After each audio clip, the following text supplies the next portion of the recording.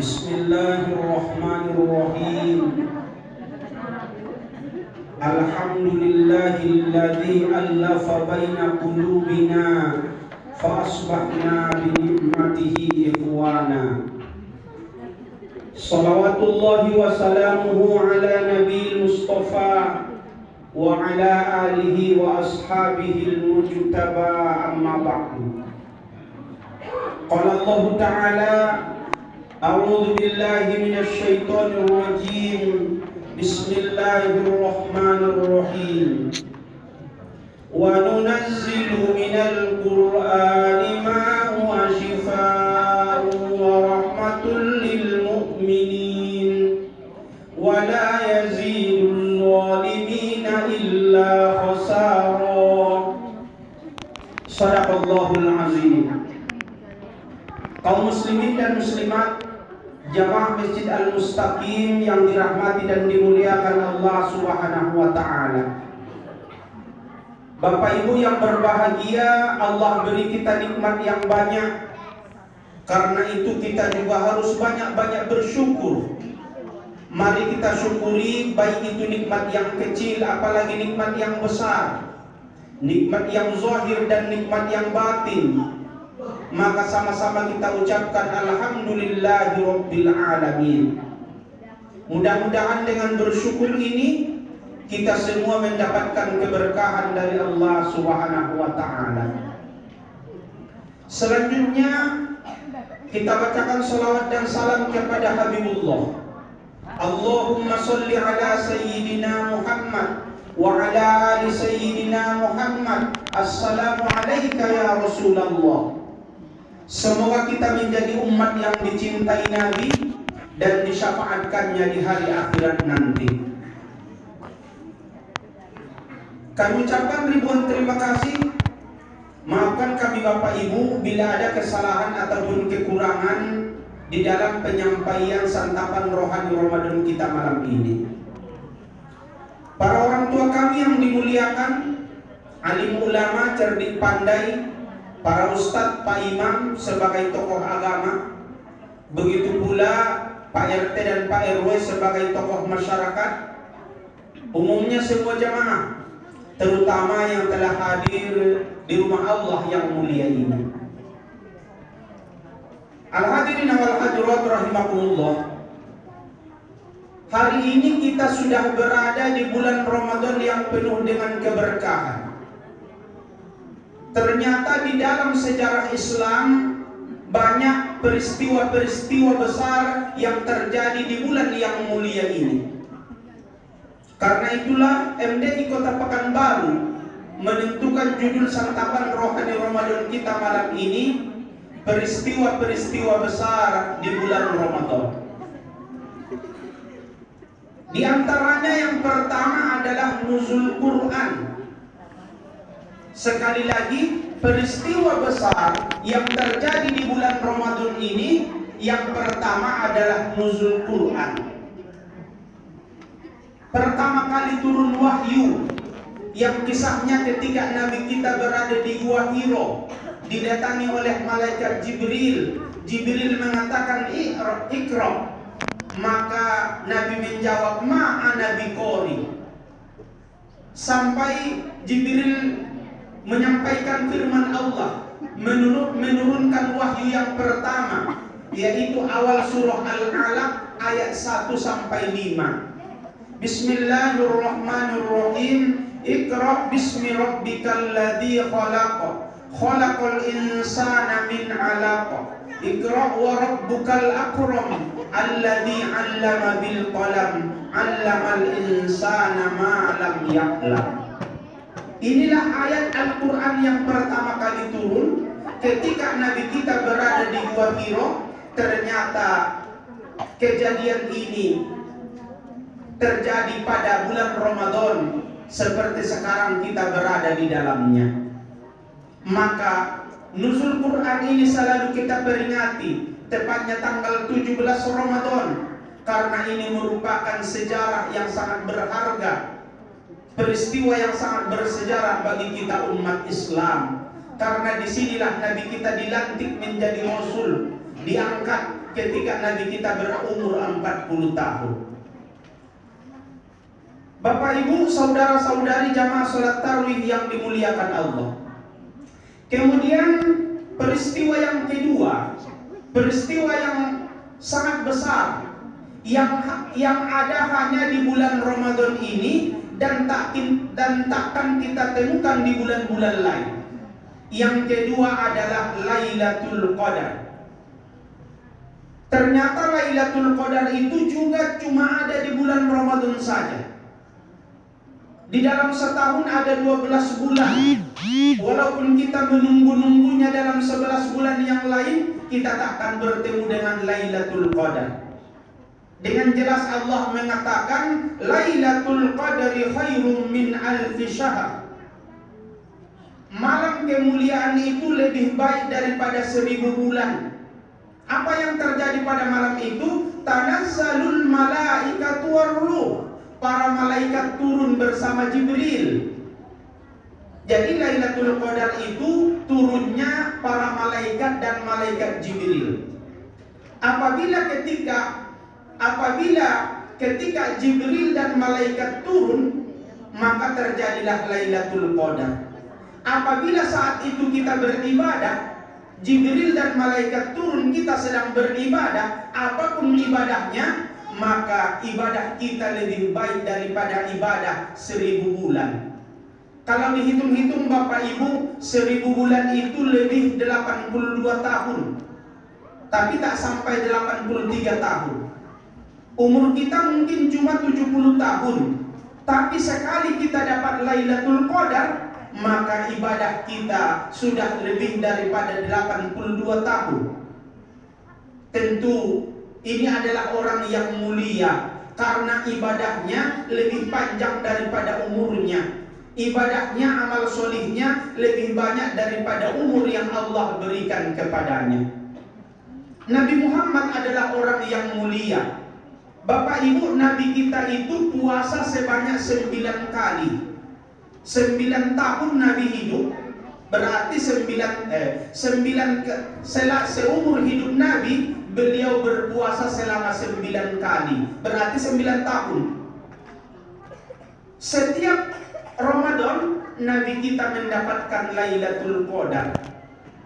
Bapak Ibu, kenapa setiap tahun, kenapa setiap Ramadan Nabi mendapatkan Lailatul Qadar? Yang pertama, karena Nabi itu hatinya suci. Nabi kita itu hatinya bersih. Kalau dalam bahasa Al-Quran namanya qalbun salim. Jadi orang-orang yang berhati suci, orang-orang yang berhati bersih, insya Allah dia akan mendapatkan Lailatul Qadar. Tetapi orang-orang yang berhati busuk, orang-orang yang di dalam hatinya ada penyakit, di dalam hatinya ada kotoran, nauzubillah, maka penyakit hati, busuk hati, dan kotoran hati itu menjadi penghalang sehingga tidak mendapatkan Lailatul Qadar. Kemudian yang kedua, setiap Ramadan Nabi mendapatkan Lailatul Qadar. Kenapa? Karena beliau adalah orang yang maksum. Beliau adalah orang yang bebas daripada dosa. Nabi kita tak pernah maksiat, Nabi kita tak pernah durhaka. Oleh karena itu kita perbanyak taubat, kita perbanyak istighfar, dosa kita diampuni, sehingga semakin besar peluang kita untuk mendapatkan Lailatul Qadar.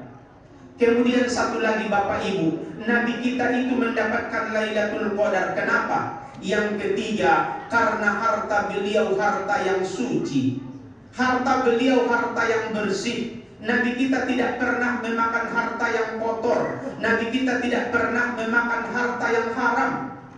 Oleh karena itu, kita berada di bulan puasa Ramadan, maka harta kita adalah harta yang bersih. Harta kita adalah harta yang halal. Sangat aneh jika ada orang yang berpuasa tetapi makanannya adalah, belanjanya adalah didapatkan dengan cara yang haram. Orang-orang yang mengkonsumsi dan memakan makanan yang haram, maka ini menjadi penghalang sehingga tidak mendapatkan Lailatul Qadar. Ini yang kedua. Lailatul Qadar kalau artinya bahasa kitanya malam kemuliaan, itu terjadi cuma di bulan Ramadan saja. Al-hadirin wal hadirat rahimakumullah. Kemudian peristiwa yang ketiga yang sangat bersejarah di dalam Islam yang terjadi di bulan Ramadan ini adalah Perang Badar pada tahun 2 Hijrah. Setelah 2 tahun Nabi pindah ke Madinah, namanya tahun kedua Hijrah, maka terjadilah Perang Badar. Kaum muslimin cuma 313 orang, sedangkan yang akan dilawan orang kafir 1000 lebih. 300 lawan 1000. Tapi alhamdulillah berkat pertolongan Allah Subhanahu wa taala, Rasulullah dan para sahabat menang dalam Perang Badar. Sehingga orang-orang kafir Quraisy Mekah mereka merasa ketakutan, mereka segan kepada orang Islam karena secara hitung-hitungan 1000 lawan 300 itu tidak akan mungkin menang umat Islam. Kenapa umat Islam menang dalam Perang Badar? Jawabnya karena ditolong Allah. Lalu timbul pertanyaan, kenapa Nabi Muhammad dan sahabat ditolong Allah? Karena mereka adalah orang-orang yang dekat kepada Allah. Oleh karena itu, mari kita taqarrub ila Allah. Mari kita mendekatkan diri kepada Allah supaya kita ditolong Allah. Karena kalau Allah yang menolong, maka selesailah semua urusan. Kalau sudah ditolong Allah, kita pasti berhasil. Tentu kita menang dan mendapatkan kesuksesan. Mudah-mudahan kita ditolong Allah sebagaimana Allah menolong Rasulullah dan para sahabat dalam Perang Badar. Jadi peristiwa yang ketiga, peristiwa yang sangat besar, bersejarah di dalam Islam yang terjadi di bulan Ramadan ini adalah Perang Badar. Badar ini satu tempat antara Makkah dan Madinah. Jadi pertempuran antara umat Islam dengan orang kafir terjadi di Badar ini. Badar ini nama tempat, makanya dia disebut dengan Perang Badar. Kemudian Bapak Ibu, satu lagi yang keempat, peristiwa besar yang terjadi di bulan Ramadan ini adalah Fathu Makkah, penaklukan kota Makkah. Bapak Ibu hafal semua ayatnya, surah An-Nasr. Bismillahirrahmanirrahim. Idza jaa nasrullahi wal fath. Apabila telah datang pertolongan Allah dan kemenangan. Jadi kata al-fath, kemenangan, itu maksudnya adalah Fathu Makkah. Dalam bahasa kita artinya penaklukan kota Mekah. Sebelumnya kan Mekah dikuasai oleh orang-orang kafir. Tetapi di bulan Ramadan yang mulia, kaum muslimin datang menyerang Mekah untuk menaklukkan dan menguasainya. Alhamdulillah, Rasulullah dan para sahabat berhasil. Tetapi yang lebih menggembirakan, tidak terjadi pertumpahan darah. Orang-orang kafir mengatakan al-yaumu yaumul malhamah. Hari ini adalah hari pembantaian. Orang kafir menganggap habislah kita dibantai Muhammad dan sahabatnya. Habislah kita dibantai oleh orang Islam karena selama ini kita sudah jahat kepada mereka. Itu kata orang kafir. Tapi apa kata Nabi? Al-yaumu yaumul marhamah. Hari ini adalah hari kasih sayang. Jangankan yang terluka, jangankan yang meninggal dunia, satu pun tak ada yang terluka dalam penaklukan kota Mekah. Kenapa? Karena Nabi itu adalah orang yang pemaaf. Seandainya Nabi kita itu pendendam, haruslah orang-orang kafir dibantai beliau. Oleh karena itu, ini adalah sifat yang mulia yang harus kita contoh dari Nabi. Apalagi beliau adalah uswatun hasanah. Apa sifat kebaikan beliau? Pemaaf. Kalau dalam kajian Islam namanya al-hilim, lawan daripada hasad. Kalau sifat terpujinya namanya al-hilim, artinya pemaaf. Kalau kepada Allah dalam Asmaul Husna namanya al-halim. Kalau kepada kita al-hilim, lawannya adalah al-hasad. Hasad itu artinya iri, dengki atau pendendam. Kenapa dalam penaklukan Mekah tidak terjadi pembantaian? Jawabnya karena Nabi adalah orang yang hilim. Nabi itu adalah orang yang pemaaf. Sedikit pun tidak ada hasad di dalam hati Nabi. Sedikit pun tidak ada dendam di dalam hati Rasulullah. Maka memiliki sifat pemaaf itu akan membuat hidup kita menjadi tenang. Sedangkan hasad dan pendendam, sifat dendam yang ada di dalam hati, maka hilanglah ketenangan di dalam hidupnya. Sekali lagi, tanamkan sifat pemaaf di dalam hati, buang jauh-jauh sifat hasad, sifat pendengki dan pendendam. Karena sifat hasad itu merugikan kita di dunia ini dan lebih merugikan kita di hari akhirat nanti. Inilah Bapak Ibu empat peristiwa besar yang terjadi di bulan Ramadan. Yang pertama nuzul Quran, turunnya Al-Quran. Yang kedua adalah Lailatul Qadar, malam kemuliaan. Yang ketiga adalah perang Badar, sedangkan yang keempat adalah Fathu Makkah, penaklukan kota Mekkah. Disinilah Rasulullah menghancurkan berhala-berhala yang ada di sekeliling Ka'bah.